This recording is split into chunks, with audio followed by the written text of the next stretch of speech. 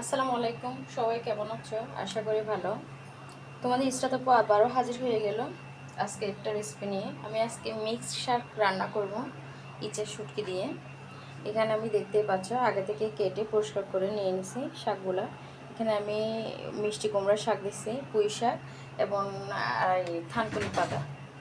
তার জন্য একটা কড়াই বসে দিছি, চুলা অন করে দিলাম।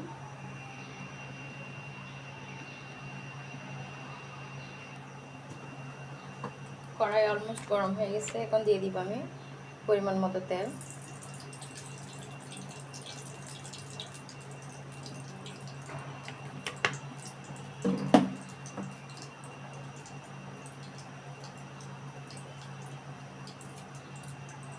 দিয়ে দিব 4-5টা রসুন,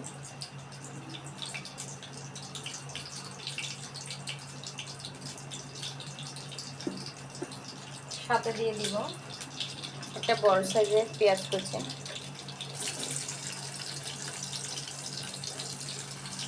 দিয়ে দিব 3টা কাঁচামরিচ ফালি করা,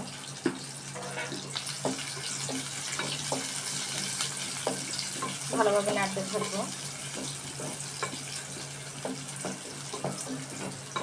রসুন এবং পেঁয়াজগুলো লাল লাল করে ভেজে নিব।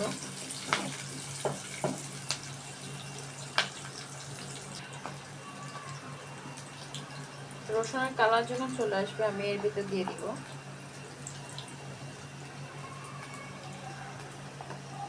1 চা চামচ মরিচ, মশলা দিয়ে দিব 1.5 চা চামচ, হলুদ গুঁড়া দিয়ে দিব 1.5 চা চামচ, না 1.5 চা চামচের চেয়ে একটু কম, 1 চা চামচ। কোন পরিমাণ মতো লবণ,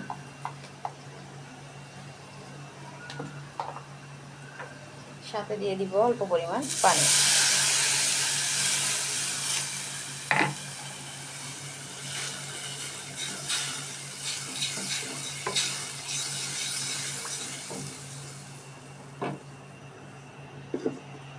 এভাবে আমি 2 থেকে 3 মিনিট রান্না করব।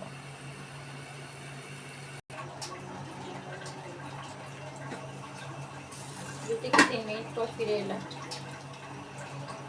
দিয়ে দিব আগে থেকে পরিষ্কার করে রাখা ইচা শুটকিগুলো, দেখতে পাচ্ছ।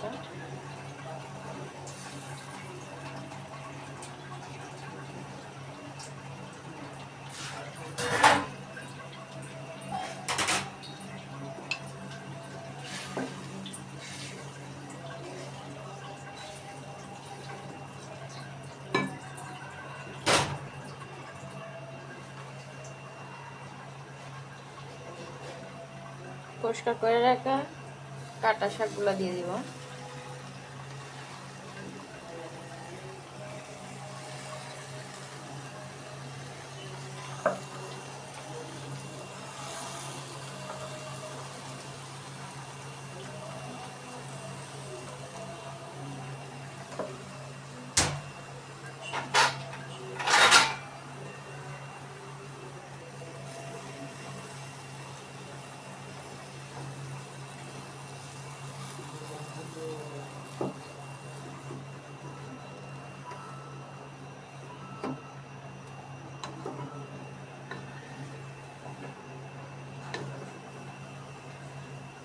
পানির পরিমাণটা কম দিলাম কারণ শাকগুলো যখন নরম হয়ে আসবে তখন শাক থেকেও পানি বের হবে, এক্সট্রা পানি বের হবে।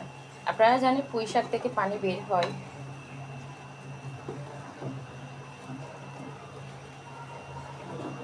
এভাবে মিক্স করে শাক রান্না করে বাসায় খাওয়ার চেষ্টা করবেন। পুষ্টি গুণাগুণও বেশি থাকে, শরীরের জন্য ভালো।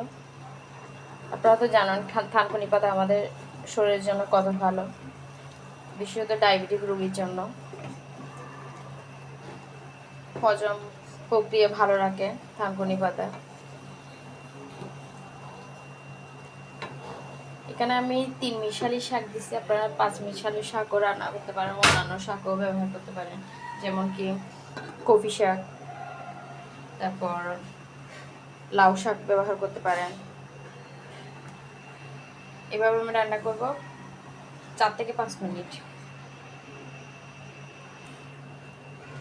ফিরে এলাম 4 থেকে 5 মিনিট পর, দেখতে পাচ্ছেন আমার রান্না কমপ্লিট। বাসায় অবশ্যই ট্রাই করে দেখবা। আপুর চ্যানেলটা সাবস্ক্রাইব করে দিবা। আবারও ফিরে আসবো নতুন কোনো রেসিপি নিয়ে। ততক্ষণ সবাই ভালো থাকবে, সুস্থ থাকবে। আল্লাহ হাফেজ।